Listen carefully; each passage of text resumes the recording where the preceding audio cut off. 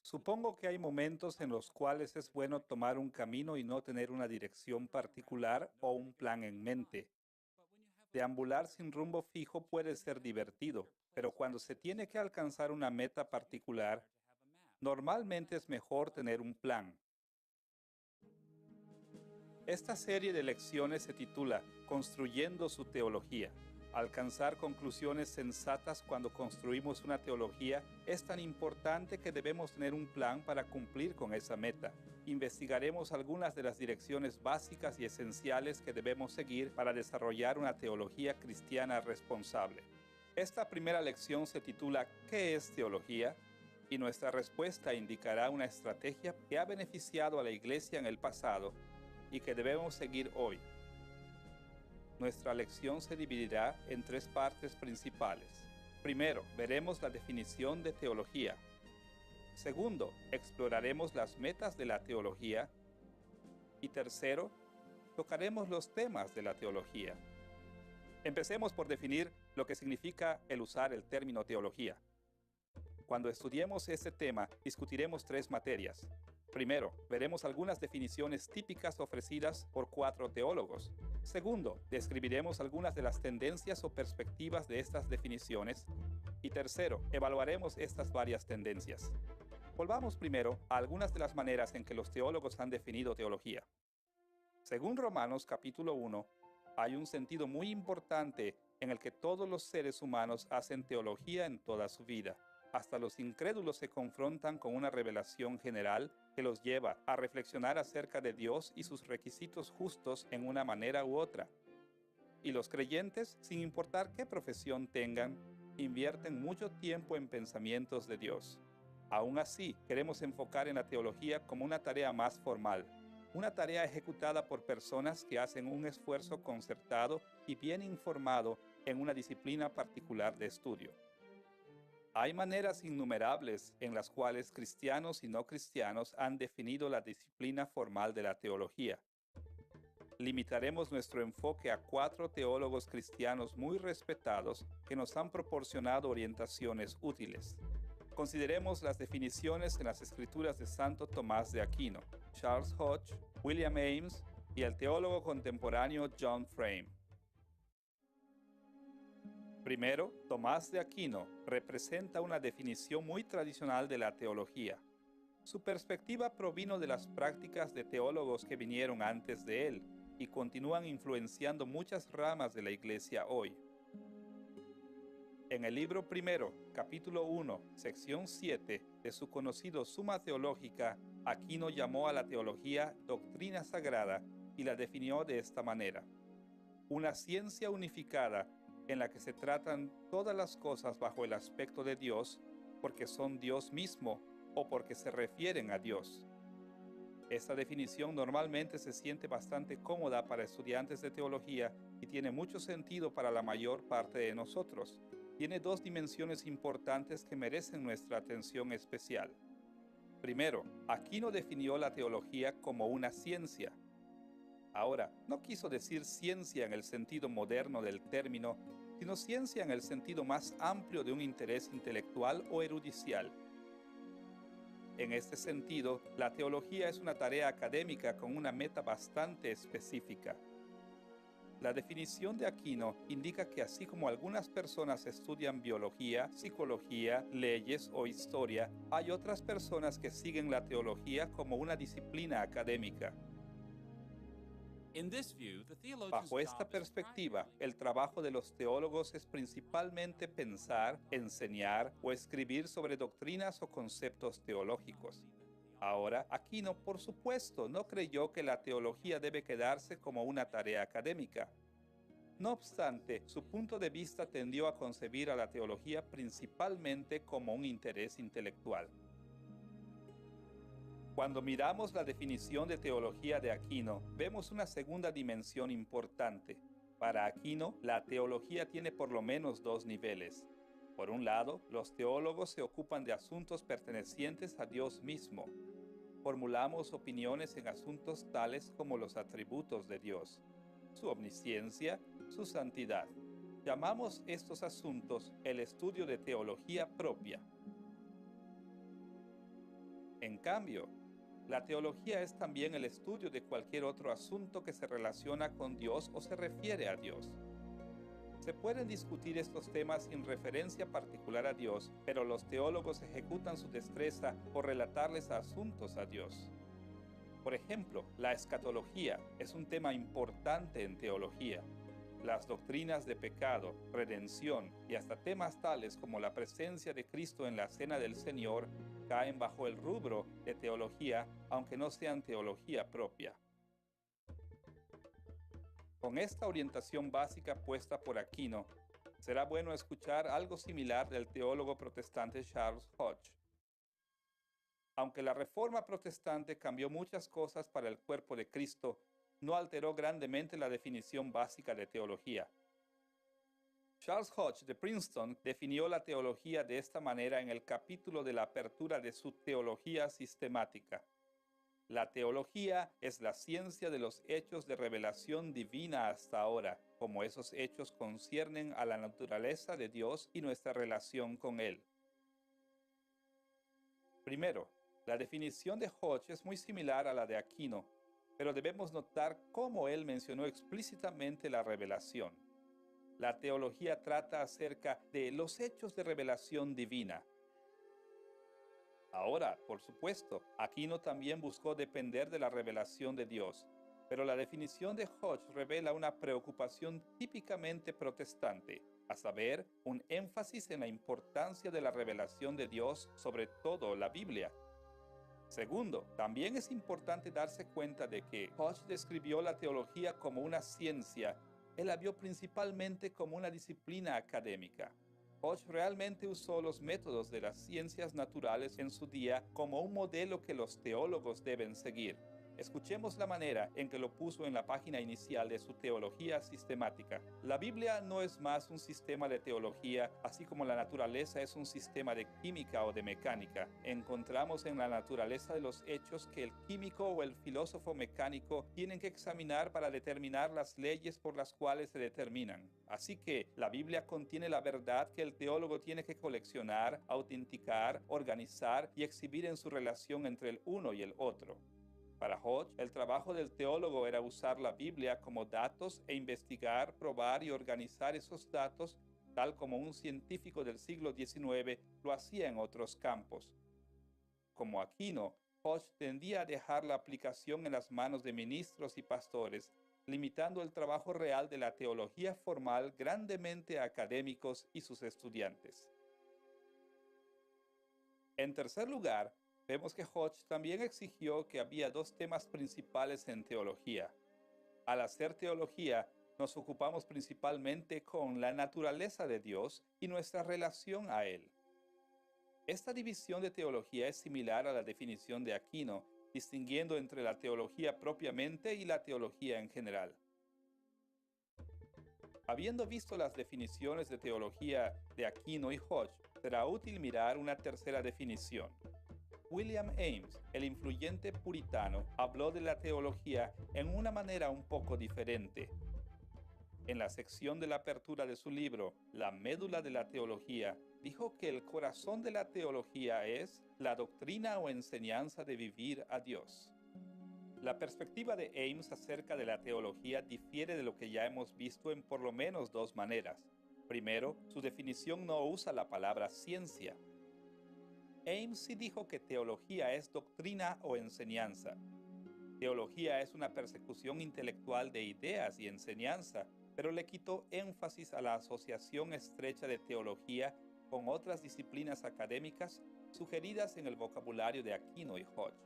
Segundo, notemos lo que especificó como su tema de estudio: vivir para Dios. Aquino, y hasta cierto punto Hodge también, enfocó la teología como una colección de hechos e ideas, pero Ames dio énfasis a que la teología envuelve cómo uno ha de vivir para y por Dios. En lugar de limitar la teología principalmente a una consecución intelectual de hechos, Ames miró con una orientación experiencial hacia un ámbito más amplio de la vida de los creyentes. Para él, se hace teología, la médula de la teología, cuando esta perspectiva más amplia está en enfoque. El teólogo contemporáneo John Frame queda en línea con la perspectiva de Ames.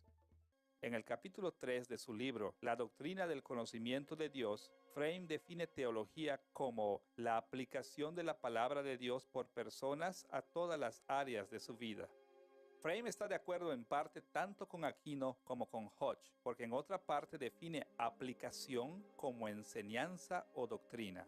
No obstante, según dice en otra parte, para Frame, la enseñanza es la acción de usar las escrituras para satisfacer las necesidades de la gente. La teología no piensa meramente en un conjunto de asuntos relativamente académicos tradicionales. En cambio, la teología es aplicación. Ahora será útil comparar las perspectivas o tendencias que representan. Estas 4 definiciones revelan 2 perspectivas valiosas que los teólogos han tomado hacia su disciplina. Llamaríamos la primera perspectiva orientación académica y la segunda orientación hacia la vida. Aquino y Hodge representan una orientación académica hacia la teología. Sus perspectivas representan los modos que la mayoría de los teólogos cristianos ha definido teología. En términos simples, definen teología de modo que corresponde a la etimología o trasfondo lingüístico de la palabra teología. La palabra griega theos significa Dios y comprende la primera mitad de la teología de la palabra. La palabra griega logos significa la ciencia o doctrina o estudio de algo. Así, etimológicamente, la palabra teología sugiere la doctrina o estudio de Dios. Ahora, hay apenas un teólogo evangélico sincero que diría que el meramente estudiar a Dios debe ser un fin en sí mismo. La mayoría de los creyentes entienden que la teología se supone debe aplicarse a sus vidas de una manera u otra. Pero la aplicación se ve a menudo no como esencial a la teología formal, sino como un segundo paso, a veces llamado teología práctica, algo en lo que nos involucramos como una empresa secundaria después de que hemos establecido asuntos eruditos, académicos en teología formal. Como resultado, a menudo se puede ejecutar la teología formal con muy poca preocupación por la vida cotidiana. Queda un área en la que solo las personas dotadas académicamente pueden envolverse a cualquier grado significativo. Por otro lado, Ames y Frame representan una perspectiva minoritaria importante, una orientación de teología hacia la vida. Han habido siempre algunos teólogos que han visto a la teología como indisolublemente atada al ámbito más amplio de vivir como un creyente, pero en el pasado, relativamente pocos de los teólogos principales han sostenido esta perspectiva. En años recientes, más teólogos han empezado a rechazar el concepto de que la teología se debe ocupar simplemente de asuntos intelectuales. Han visto a la teología formal como una disciplina que está profunda y esencialmente interesada con vivir por Cristo. Hay muchas razones por las cuales esta perspectiva de la minoría ha disfrutado de más defensores en décadas recientes. Pero también debemos estar conscientes que algo de este acuerdo general creciente deriva de tendencias en la cultura occidental contemporánea que ha llamado debidamente al cuestionamiento de la capacidad de los expertos en mantener la objetividad sin importar su campo de especialización. Se nos recuerda constantemente en estos días cómo sus vidas influyen profundamente en sus investigaciones académicas. Por ejemplo, científicos y profesionales médicos ahora se ven como personas ordinarias. Regularmente pedimos sus opiniones en maneras que habrían sido inimaginables solo hace pocas décadas. Y muy en la misma manera, la Iglesia ahora reconoce más claramente que no importa cuán inteligentes sean los teólogos, son humanos. Por más que aleguen ser observadores objetivos de los hechos, sus puntos de vista se afectan profundamente por sus experiencias vivenciales. Como resultado, muchos acercamientos completamente académicos a la teología se valoran menos hoy y se ve mucho la necesidad de aplicación más claramente que antes. Con los contornos de teología académica y vivencial en mente, debemos dar un paso hacia atrás y hacer algunas evaluaciones preliminares. ¿Cuáles son los aspectos positivos y negativos de una orientación académica y una orientación hacia la vida en la teología formal seria? En primer lugar, la mayor fortaleza del acercamiento académico es ese que capitaliza en uno de los dones corteses de Dios a la humanidad, nuestras habilidades racionales. Dios les ha dado capacidades intelectuales a los seres humanos y espera que los teólogos ejerciten esas habilidades en la búsqueda de la verdad. En todas las escrituras exaltan a los hombres sabios por sus habilidades intelectuales cuando las usan en el temor de Dios. Ponderar cuidadosamente la naturaleza de la verdad y formular creencias a partir de esas inquisiciones racionales es una parte esencial de lo que significa ser sabio. Escucha la descripción de Salomón en el primer libro de los Reyes 4, 29 y 31. Y Dios dio a Salomón sabiduría y prudencia muy grande y anchura de corazón como la arena que está a la orilla del mar. Aún fue más sabio que todos los hombres y fue conocido entre todas las naciones de alrededor. La literatura de sabiduría de la Biblia nos alienta explícitamente a desarrollar y usar nuestras habilidades de razonamiento. De hecho, el apóstol Pedro alabó a Pablo al reconocer que su teología era intelectualmente sofisticada. Según lo dijo en 2 de Pedro capítulo 3, versículos 15 y 16, nuestro amado hermano Pablo, según la sabiduría que le ha sido dada, en todas sus epístolas hablando en ellas de estas cosas, entre las cuales hay algunas difíciles de entender. El énfasis intelectual o académico de la teología tradicional no se opone a la noción bíblica de buena teología. Aún así, debemos enfatizar igualmente un peligro que acecha el enfoque académico de la teología. Desgraciadamente, es a menudo el caso de que la teología tradicional está tan orientada hacia asuntos conceptuales o académicos que la vida de los teólogos fuera de la biblioteca recibe muy poca atención. El llegar a formulaciones de ideas verdaderas fácilmente se vuelve una finalidad en sí misma, tal que es común para personas que se consideran buenos teólogos simplemente porque saben mucho sobre asuntos teológicos. Pero a veces tenemos que admitir que buenos teólogos no son necesariamente personas muy buenas. Pueden recoger y clasificar hechos sobre Dios y la vida cristiana con habilidad notable, pero dejan de dar el mismo nivel de atención a vivir a la luz de la fe cristiana. ¿Cómo llegamos al punto donde creemos que alguien puede ser un buen teólogo y no una persona buena? Es cuando obramos con una definición de teología que meramente incluye actividades académicas. Desgraciadamente, esto continúa siendo la tendencia que abarca gran parte de la educación teológica formal hoy. El hecho de que seminarios teológicos cuentan casi exclusivamente con experiencia en el aula para preparar a ministros del Evangelio revela que todavía creemos que se puede hacer teología aparte de realmente vivir la teología. Este es uno de los mayores peligros en los enfoques tradicionales de la teología formal. Debemos darnos cuenta también de que hay ventajas y desventajas con la teología orientada hacia la vida. ¿Cómo debemos evaluar el acuerdo general creciente de que la teología debe conectarse más directamente con la vida fuera del estudio? En primer lugar, la máxima fortaleza de este enfoque a la teología es que nos alienta a observar algunos valores bíblicos importantes. Todos nosotros conocemos pasajes tales como Santiago 1, versículo 22. Pero sed hacedores de la palabra y no tan solamente oidores, engañándoos a vosotros mismos. La hipocresía intelectual de muchos teólogos es absolutamente descontada por estas palabras de las Escrituras. ¿No es esto lo que Pablo quiso decir cuando les dijo a los corintios en 1 de Corintios 8, 1? El conocimiento envanece, pero el amor edifica. Y de nuevo en 1 de Corintios 13, versículo 2, y si tuviese profecía y entendiese todos los misterios y toda ciencia, y no tengo amor, nada soy. Verdaderamente no cumplimos normas bíblicas si nosotros solo nos concentramos en aprendizaje sobre teología en una manera objetiva, conceptual.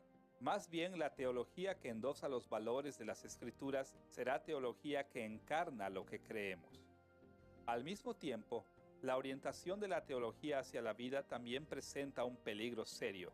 corre el riesgo serio del antiintelectualismo, porque muchos evangélicos hoy desconfían crasamente del lado intelectual de la teología, se vuelve contra el estudio cuidadoso de la doctrina teológica. Realmente ven la teología formal como dañina al vivir cristiano. Todos hemos oído a personas sinceras hablar de esta manera. No pienso que debemos entrar en doctrina. Eso solo sacaría nuestras mentes de Cristo. No necesito estudiar teología para ser un oficial en la iglesia. Todo lo que se requiere es la guía del Espíritu. Y lo que yo mismo oí recientemente, la cristiandad intelectual es cristiandad muerta.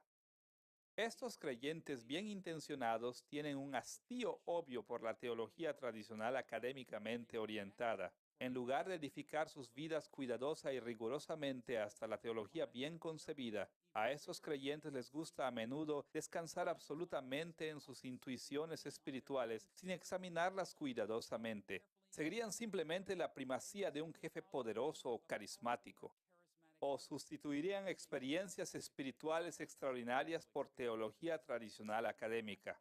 Cualquiera que sea el caso, todos nosotros debemos resistirnos al peligro serio del antiintelectualismo en la iglesia, porque nos llevará inevitablemente a enseñanzas falsas y conceptos erróneos de la fe cristiana que tendrán ramificaciones terribles en las vidas de muchos creyentes.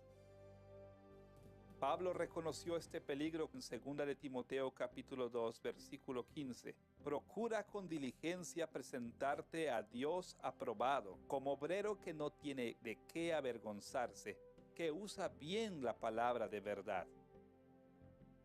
Cada uno de nosotros debe mirar cuidadosamente a la manera en que definimos teología.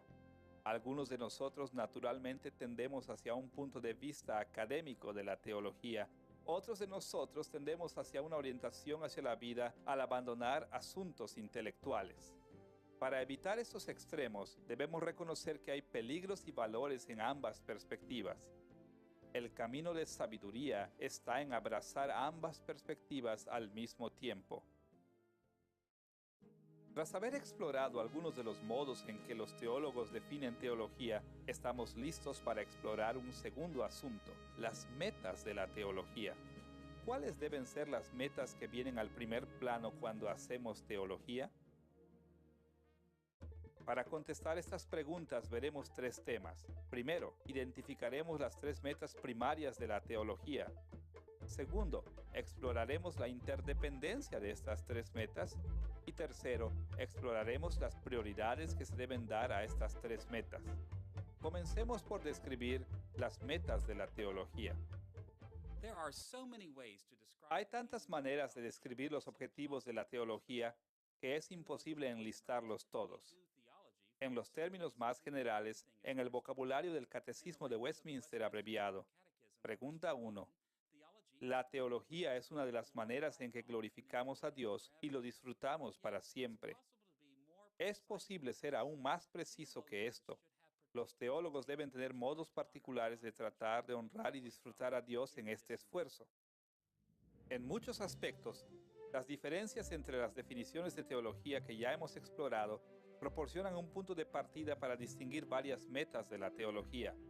Por un lado, definir teología formal principalmente como una ciencia, como un campo académico de conocimiento, indica que esa meta es intelectual o conceptual, a saber, doctrinas del desarrollo que enfocan en asuntos intelectuales.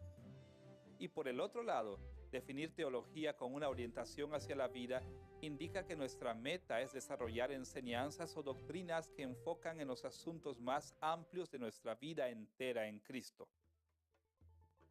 Construiremos en estas dos orientaciones hacia teología al hablar de tres metas primarias para la teología.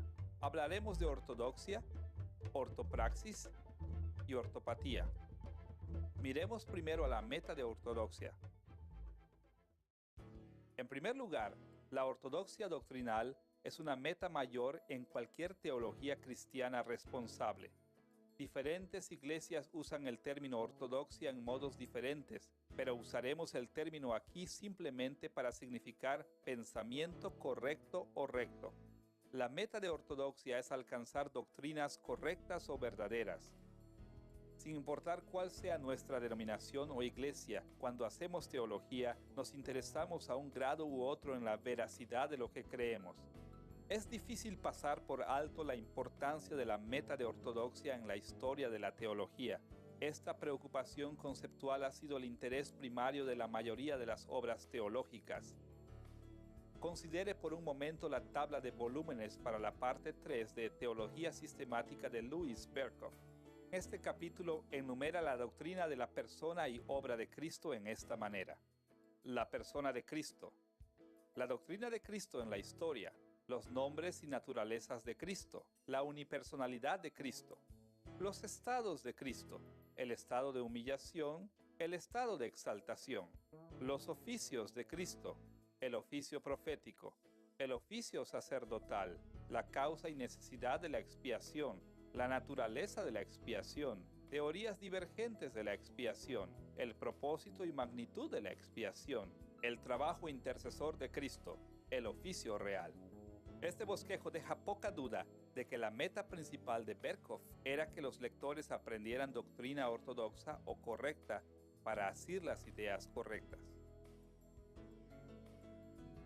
En el pasado era relativamente fácil para los teólogos el pontificar sobre este y aquel aspecto de la fe cristiana como verdad absoluta.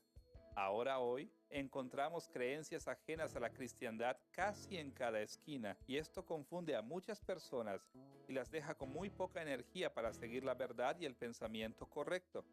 Hasta muchos teólogos cristianos desean saber si verdaderamente podemos estar tan seguros sobre la alegada verdad tradicional de nuestra fe. También tenemos que lidiar con el hecho de que es muy difícil encontrar a cristianos que puedan estar de acuerdo en más que un manojo de doctrinas centrales. A pesar de estas tendencias presentes, debemos reafirmar que el desarrollo de perspectivas ortodoxas, un conjunto de lo que llamamos doctrinas verdaderas, debe ser una de las metas principales de la teología. Los desafíos de seguir la ortodoxia que enfrentamos hoy no son únicos en cada aspecto. Jesús y sus apóstoles enfrentaron extensa diversidad religiosa en el mundo mediterráneo, tal como la tenemos hoy. Aún así, Jesús proclamó sin vacilación que sus seguidores tenían que ser personas que buscaran la verdad. En Juan capítulo 17, versículo 17, Jesús oró al Padre de esta manera: santifícalos en tu verdad, tu palabra es verdad. Jesús se concernió profundamente con la doctrina verdadera. Afirmó que la ortodoxia es una de las metas principales de la teología y debemos hacer lo mismo. Con la meta conceptual de la teología en mente, veamos la meta de la ortopraxis. La ortopraxis significa el desarrollar las doctrinas o enseñanzas enfocadas en la conducta o práctica correcta. Recordemos que William Ames describió la médula de la teología como la doctrina de vivir para Dios. Un aspecto de vivir para Dios es nuestra práctica o nuestra conducta. No basta simplemente con pensar correctamente sobre conceptos teológicos. Debemos poner esos conceptos en práctica. Es evidente que la teología cristiana debe dirigirnos hacia acciones correctas o válidas. Debemos evangelizar, rendir culto, servirnos el uno al otro y dar generosamente al pobre. Pero aprender sobre estas y otras verdades no basta para la teología cristiana responsable. Se deben traducir estas verdades en acciones apropiadas. Lamentablemente, los evangélicos enfrentan varios desafíos grandes al mantener su interés en la meta teológica de la ortopraxis. Primero, personas fuera de la iglesia nos bombardean constantemente con la mentira de que no hay moral absoluta. Así que muchos de nosotros nos cansamos de defendernos contra la marea de nuestras culturas por insistir que hay maneras buenas y malas de comportarse. Pero más allá de eso, aún dentro de la iglesia, alguna de nuestra reticencia a hacer de la ortopraxis una meta crucial proviene del modo en que nosotros, como cristianos, hemos fallado en este esfuerzo en el pasado. Miramos a la historia de la iglesia y vemos conductas horrendas que fueron apoyadas por razonamiento teológico serio. Es un hecho triste de la historia que personas religiosas, hasta cristianos sinceros, a menudo usan su teología para justificar todo tipo de pecados terribles. Pero a pesar de esas dificultades serias, la ortopraxis todavía es crítica porque nuestra conducta todavía importa a Dios. Nuestras obras buenas y malas todavía afectan nuestra recompensa eterna. Las cosas buenas que hacemos son también los medios de Dios para ministrar a nuestros correligionarios cristianos, y nosotros todavía podemos presentar un testimonio poderoso de Cristo al mundo de los no creyentes con una conducta apropiada. Por esta y otras razones, la ortopraxis todavía tiene que ser una meta esencial de la teología. No debemos reducir la vida cristiana a meras acciones. Aún así, la teología no se debe interesar meramente con exactitud conceptual, sino con enseñanza de los tipos de acciones que debemos tener también. En Santiago 2:19 escribió estas palabras: «Tú crees que Dios es uno, bien haces. También los demonios creen y tiemblan». En por lo menos un aspecto, hasta el diablo es ortodoxo. Pero, ¿de qué sirve la ortodoxia al diablo? Estoy seguro que Satanás cree en la Trinidad, cree que Jesús murió por los pecadores, cree que la resurrección ocurrió. Aún así, estas creencias verdaderas no tienen beneficio eterno alguno para Satanás, porque no se mueve de la ortodoxia a la ortopraxis, al culto y servicio de un Dios verdadero. Debemos resistir la tentación de hacer la conducta correcta una meta secundaria de la teología cristiana. La ortopraxis debe seguir siendo una de las metas centrales de la teología. Además de la ortodoxia y de la ortopraxis, también se debe mencionar otra meta de la teología: ortopatía, que significa sentimientos correctos o emociones correctas. Vivir para Dios envuelve asegurarse de que nuestros sentimientos más profundos están a su servicio. Nuestras alegrías, nuestras desilusiones, nuestro enojo se deben traer a la conformidad con la voluntad de Dios. Si alguna vez hubo una meta de la teología que los teólogos académicos tienden a pasar por alto, es la meta de la ortopatía. El abandono de la dimensión emocional de la teología ocurre por al menos dos razones. Primero, muchos teólogos académicos son a menudo ineptos psicológicamente a expresar o explorar emociones. De hecho, bajo la influencia del modelo académico, a menudo estéril, hay personas que a menudo emprenderán carreras en teología académica de manera que puedan evitar afrontar las dimensiones emocionales de la vida.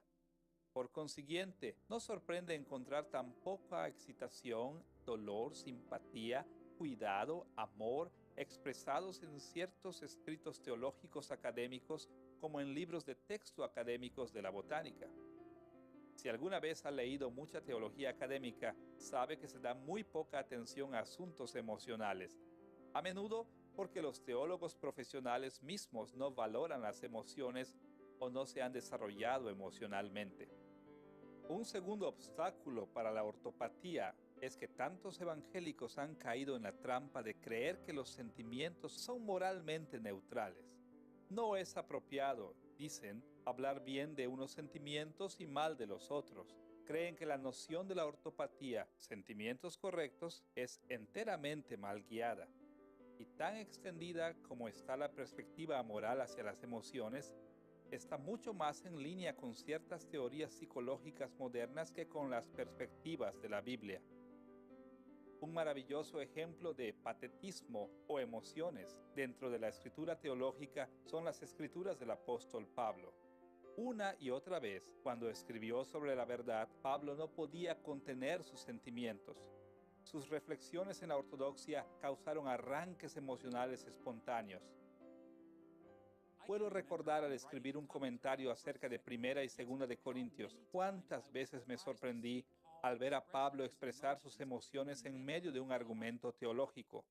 O tomemos la epístola de Pablo a los Romanos, que a menudo se alaba como su escritura teológica más profunda. Después de reflexionar en los capítulos del 9 al 11 en los asuntos complejos entre judíos y gentiles en el plan de Dios para el futuro, Pablo prorrumpió en alabanza. Según leemos en Romanos 11, 33 al 36. Oh profundidad de las riquezas de la sabiduría y de la ciencia de Dios, cuán insondables son sus juicios e inescrutables sus caminos, porque ¿quién entendió la mente del Señor? ¿O quién fue su consejero? ¿O quién le dio a él primero para que le fuese compensado? Porque de él y por él y para él son todas las cosas. A Él sea la gloria por los siglos. Amén. Ahora que hemos presentado las tres metas principales de la teología, necesitamos comentar acerca de la interdependencia. Su interdependencia es una razón importante de por qué no debemos ignorar ninguna de las metas de la teología. No podemos ser fuertes en una área sin fortalecer las otras dos. Veremos tres asuntos. Primero, veremos cómo la ortodoxia refuerza a las otras. Entonces, cómo la ortopraxis aumenta las otras dos metas teológicas. Y tercero, cómo la ortopatía contribuye a las otras dos. Empecemos con una mirada a cómo la ortodoxia adelanta nuestras otras metas teológicas. La mayoría de los evangélicos hoy están muy conscientes en principio que cierta medida de ortodoxia es necesaria para que ocurra la ortopraxis y la ortopatía. Aprendemos de teólogos académicos y populares que debemos entender primero la verdad y entonces aplicarla a nuestras vidas. Es bastante normal para los cristianos obrar con un modelo bastante directo. Lo que creo afectará la manera en que vivo. Y esto es cierto. Según nuestra ortodoxia se desarrolla a través del estudio de conceptos teológicos, lo que entendemos como verdadero confirmará o desafiará nuestra conducta y emociones. Quizás usted es una persona que se inclina naturalmente a compadecerse de otros y actuar según ese sentimiento. A medida que aprende conceptos bíblicos como la humanidad en la imagen de Dios y la importancia de la bondad y la misericordia hacia otros, encontrará que su conducta previa y emociones se confirma y refuerza por el desarrollo de sus vistas ortodoxas. Al mismo tiempo, las perspectivas ortodoxas pueden desafiar nuestras conductas y sentimientos. Quizás usted puede ser indiferente a los pobres y en nada ayudar a aliviar su sufrimiento. Entonces, a medida que su pensamiento teológico se vuelve más bíblico, su conducta y emociones van a ser desafiadas por sus puntos de vista ortodoxos. Desarrollar nuestra ortodoxia refuerza la ortopraxis y la ortopatía al confirmar y desafiar el modo en el que vivimos. Ahora volvamos a una segunda manera en la que nuestras metas teológicas dependen la una de la otra. ¿Cómo refuerza la ortopraxis nuestra ortodoxia y nuestra ortopatía?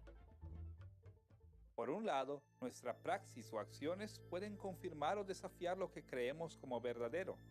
Un ejemplo de esto que a menudo pasa es cuando se le pregunta a un estudiante serio de teología, ¿por qué debemos orar? Muy a menudo, cuando los creyentes no tienen mucha práctica en la oración, su respuesta a esta pregunta es muy débil, algo como, nosotros oramos porque Dios lo ordenó. Tan verdadera como es esta respuesta, nunca he oído a un guerrero de la oración, alguien conocido por tener una extensa vida en la oración totalmente desarrollada, responder de esta manera. La experiencia de orar durante muchos años da una sensibilidad a la persona a ver muchas otras razones para la oración. La falta de experiencia en la oración a menudo nos impide el ver otras numerosas motivaciones bíblicas para la oración. En contraste, nuestras prácticas también pueden movernos hacia más ortodoxia. Cuando los creyentes son más expertos en la oración, a menudo son capaces de ver más claramente todo tipo de razones que la Biblia nos da para orar. Oramos porque Dios es digno de nuestras oraciones. Oramos porque, como Santiago dice en el capítulo 5, versículo 16 de su epístola, la oración eficaz del justo puede mucho.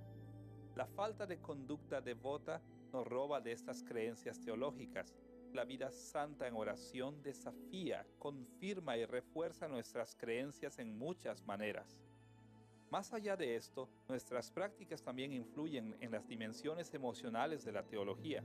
Lo que hacemos tiene un peso en lo que sentimos, confirma o desafía lo que sentimos. Cuando los creyentes cometen pecados serios, es a menudo el caso que también pasan por la experiencia emocional de la culpa y la condena. Cuando hacemos lo que es correcto, a menudo encontramos la alegría y el placer de la aprobación y bendición de Dios. Según hemos visto, lo que creemos afecta lo que hacemos y sentimos, y lo que hacemos afecta lo que creemos y sentimos. Ahora debemos volver brevemente a cómo nuestros sentimientos influyen en lo que creemos y lo que hacemos. Encontramos en los Salmos que las emociones del salmista moverán su pensamiento y sus acciones en un modo u otro. Por un lado, cuando el salmista se siente desamparado, sus expresiones de pensamiento ortodoxo enfocan principalmente en las pruebas que sufre y cómo su fe en Dios es un factor en ese sufrimiento. David dice en el Salmo 13, 1 y 3, ¿Hasta cuándo, Jehová, me olvidarás para siempre? Mira, respóndeme, oh Jehová, Dios mío. Más allá de esto, las acciones del salmista también se afectan por su patetismo o emociones. Cuando está abandonado, el salmista no es calladamente pasivo, llora profusamente, se enferma. Como el salmista lo puso en el Salmo 6, versículo 6, me he consumido a fuerza de gemir, todas las noches inundo de llanto mi lecho. Al mismo tiempo, cuando el salmista está lleno de alegría, sintió energía para servir al Señor con baile y alabanza. Según leemos en el Salmo 30, versículo 11, has cambiado mi lamento en baile, desataste mi cilicio y me ceñiste de alegría. Podemos ver que las tres metas teológicas de ortodoxia, ortopraxis y ortopatía son muy interdependientes. Lo que creemos siempre tiene influencia en nuestras acciones y actitudes. Nuestras prácticas influencian a nuestras creencias y nuestras emociones. Y nuestras emociones siempre afectan nuestra conducta y creencias en una manera u otra. El comprender que las tres metas de teología son interdependientes nos alerta a un asunto serio. ¿Cuál de las tres metas tiene prioridad sobre las otras? ¿Debemos concentrarnos más en la ortodoxia, la ortopraxis o la ortopatía? Muchos evangélicos tienen una respuesta directa a esta pregunta. Están convencidos de que el plan de Dios es que nosotros nos concentremos primero en corregir nuestras creencias de manera que cambien nuestras acciones y nuestras acciones cambien entonces nuestras emociones. Se presenta este modelo de prioridades de esta manera. Piense correctamente, actúe correctamente, entonces sentirá correctamente. Ahora, por supuesto, no debe haber duda alguna de que esta estrategia es perfectamente legítima. No hay nada de malo en ella de por sí, pero el problema surge cuando seguimos estas prioridades todo el tiempo. Se abandona el trabajar en nuestra teología de acción y el patetismo o emociones, o a lo mejor lo consideramos secundario. Es útil pensar en las metas de teología en la misma manera que pensamos en los sistemas vitales del cuerpo humano. Todos nosotros sabemos que tenemos varios sistemas vitales, un sistema central nervioso, un sistema digestivo, un sistema respiratorio, sistema cardiovascular. Ahora, ¿cuál es el orden apropiado para pensar en las interconexiones entre estos sistemas? Pensaríamos en cómo el sistema nervioso afecta al sistema digestivo, pero pensaríamos también cómo el sistema digestivo afecta al sistema nervioso. Hay muchas maneras legítimas y útiles de trabajar con estas interconexiones. Pues, lo que hemos visto sobre la interdependencia de las tres metas de teología indica que escoger constantemente una estrategia o un enfoque es menos que adecuado. Nuestras creencias, nuestras acciones y nuestros sentimientos forman redes de reciprocidades múltiples. En lugar de simplemente ser lineales en sus relaciones, son multilineales o recíprocas, al punto que no siempre podemos asignar una prioridad. Es cierto que debemos pensar debidamente, de manera que podamos hacer lo debido y entonces sentir lo debido. Pero a veces también debemos hacer las cosas correctas, de manera que podamos pensar de la manera correcta y sentir de la manera correcta. Incluso debemos sentir de la manera correcta, de manera que podamos pensar correctamente. ¿Cómo entonces debemos decidir lo que debemos de hacer? ¿Cómo decidimos si enfatizar el pensamiento correcto, las obras correctas o el patetismo correcto? Debemos desarrollar la sabiduría, dar prioridad y énfasis a las metas de teología que se requieren en cualquier situación dada. Porque la vida cambia siempre, el equilibrio puede ser nada más que una sincronía momentánea. La vida es como la cubierta de una nave meciéndose en la marea. A veces se inclina de una manera y otras veces se inclina de otra manera. Para mantener nuestro equilibrio sobre un suelo tambaleante, tenemos que aprender cómo inclinarnos de una manera y luego de otra, dependiendo de qué ocurre bajo nuestros pies. No hay una sola manera prescrita de emprender cada tarea teológica. Cada vez que buscamos cumplir las metas de teología, tenemos que preguntarnos, ¿qué se requiere? ¿Qué es lo que nosotros y los que están alrededor de nosotros necesitamos más en este momento? Entonces, establecemos la orientación apropiada en ese momento. Los creyentes que no saben cambiar sus prioridades pueden sufrir mucho daño. Cuando constantemente damos énfasis a la ortodoxia, fácilmente tropezamos con el intelectualismo. Cuando constantemente damos énfasis a la práctica, fácilmente nos movemos al legalismo. Y cuando siempre enfatizamos las metas emocionales de la teología, fácilmente caemos en el emocionalismo. Así, cada uno de nosotros necesita formular la pregunta: ¿cuál de estas tendencias caracteriza la manera en que hago teología? ¿Estoy propenso al intelectualismo? ¿Estoy propenso hacia el legalismo o el emocionalismo o una combinación de estos? Cualquiera que sean nuestras tendencias naturales, necesitamos trabajar duro para enfocar en estas metas de la teología que tendemos a ignorar. Ahora que hemos definido teología y que hemos examinado las metas de la teología, debemos volver a nuestro tercer asunto, los temas de la teología. ¿Qué áreas de preocupación vienen a la vista cuando hacemos teología? ¿Bajo qué títulos debemos buscar la ortodoxia, la ortopraxis y la ortopatía? El número y complejidad de los temas teológicos puede agobiarnos. En estas lecciones tendremos que reducir nuestro enfoque en la teología a solo unos temas. Para entender los asuntos que nos interesarán, tenemos que enfocarnos en dos temas. Primero, las muchas opciones ante los teólogos y segundo, las selecciones que haremos entre estas lecciones. Veamos primero las opciones que esperan a alguien que se aventura en el estudio formal de la teología. Cuando las personas entran por primera vez al estudio serio de la teología, a menudo se agobian por el gran alcance del campo. Es común pensar en la teología como cubrir una lista larga de temas. En los 2 milenios de la fe cristiana, varios temas han venido a ocupar a los que enfocan mucha atención en la teología.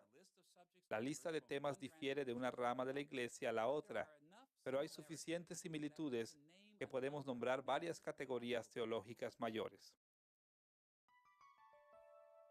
La consecución de la teología normalmente incluye algunos temas relativamente prácticos como las misiones, predicación del evangelio, apologética o defensa de la fe, culto, ministerios de la misericordia, consejería y homilética o predicación.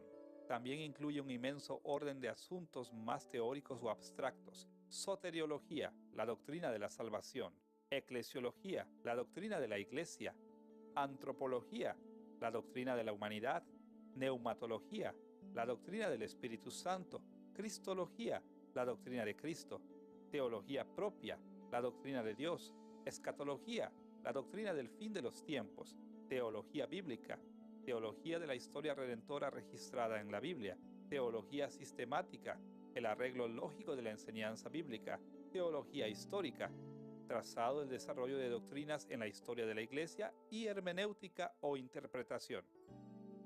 Ahora, en su mayoría, la teología tradicional académica se ha enfocado en estos temas principalmente desde el punto de vista privilegiado de la ortodoxia, la manera correcta de pensar en estos asuntos. Una típica clase de seminario en cualquiera de esos asuntos se concentrará en aclarar todos los conceptos, asegurándose de que todo el mundo piense apropiadamente. De vez en cuando, algunas clases de seminario se concentran en aprender destrezas. Las clases que se enfocan en el culto, la predicación del evangelio, la homilética y la consejería normalmente tienen una preocupación significativa por habilidades u ortopraxis. Desgraciadamente, no es normal para las clases de seminario concentrarse en la ortopatía o las dimensiones emocionales de la teología. Aún así, según hemos aprendido en esta lección, un enfoque más adecuado en los temas de la teología requiere profundizar nuestras preocupaciones en las tres direcciones. Hay direcciones innumerables para seguir con cada tema de teología. La larga lista de opciones que enfrentamos cuando se hace teología nos lleva a la necesidad de la selectividad. Hay un peligro grave que los estudiantes nuevos de teología enfrentan a menudo. El campo es tan grande que muchos estudiantes pueden hacer poco más que aprender los datos crudos de estos temas. Como resultado, los estudiantes a menudo se enfocan casi exclusivamente en la ortodoxia porque hay poco tiempo para explorar otras dimensiones. En estas lecciones, Vamos a evitar agobiarnos por el inmenso orden de temas teológicos, reuniendo nuestros pensamientos alrededor de un número limitado de temas. Nos concentraremos en los aspectos de la teología que llamaremos preocupaciones teológicas pastorales. Lo que queremos decir con esto es este conjunto de creencias prácticas y patetismo o emociones que son más directamente beneficiosos para pastores y líderes de la iglesia. Nos formularemos este tipo de preguntas. ¿Qué necesitan saber las personas que se entrenan para la dirección de la iglesia? ¿Qué necesitan hacer y qué necesitan sentir teológicamente? ¿Cómo necesitan emprender el estudio de la teología? No tenemos que inventar respuestas a estas preguntas. La iglesia ya ha apuntado en varias direcciones importantes. Según la educación teológica en la iglesia se ha desarrollado a través de los siglos, un consenso ha crecido entre una variedad de denominaciones en todo el mundo en los tipos de temas que necesitan cubrirse en la educación de los líderes de la iglesia. Como resultado, un plan típico de estudios en el seminario parece algo así. Se separa en tres divisiones mayores: la división bíblica, la división histórica y doctrinal y la división práctica. Estas tres divisiones representan maneras mayores en que el Espíritu Santo ha llevado a la iglesia a desarrollar educación teológica para los líderes de la iglesia. La división bíblica normalmente se divide en estudios del Antiguo Testamento y estudios del Nuevo Testamento. Estas áreas curriculares se enfocan en el contenido de las Escrituras y expone a los futuros líderes de la iglesia a la interpretación responsable de la Biblia. La división doctrinal e histórica a menudo se divide en historia de la iglesia y teología sistemática. La historia de la iglesia se enfoca en cómo Dios ha desarrollado la teología en la iglesia, como el cuerpo de Cristo ha luchado contra el mundo. La teología sistemática expone a estudiantes a los modos en que la iglesia ha organizado la enseñanza de la Biblia en arreglos lógicos o sistemáticos. La división práctica llama la atención al desarrollo personal espiritual y las destrezas prácticas del ministerio de los estudiantes. Cuando progresemos a través de esta serie de lecciones, reconoceremos la importancia de los contornos de estas divisiones teológicas. En lugar de forjar nuestra propia nueva manera, nosotros simplemente intentaremos organizar y aclarar dimensiones diferentes de lo que el Espíritu Santo ya ha enseñado a hacer a la iglesia. Nos ocuparemos de tres temas principales en lecciones futuras. El campo de los estudios bíblicos corresponderá básicamente a lo que llamaremos la exégesis de las Escrituras. En estas lecciones, la división de estudios históricos y doctrinales corresponderá a lo que llamaremos interacción en comunidad, y la división de teología práctica corresponderá libremente a nuestra categoría de vida cristiana. Miraremos los modos en que cada una de estas áreas de la teología funciona, en lugar de caer en la trampa del intelectualismo en nuestro plan de estudios teológicos. Recordaremos constantemente que cada división del plan de estudios teológicos trae consigo dimensiones conceptuales, conductuales y emocionales que se deben explorar.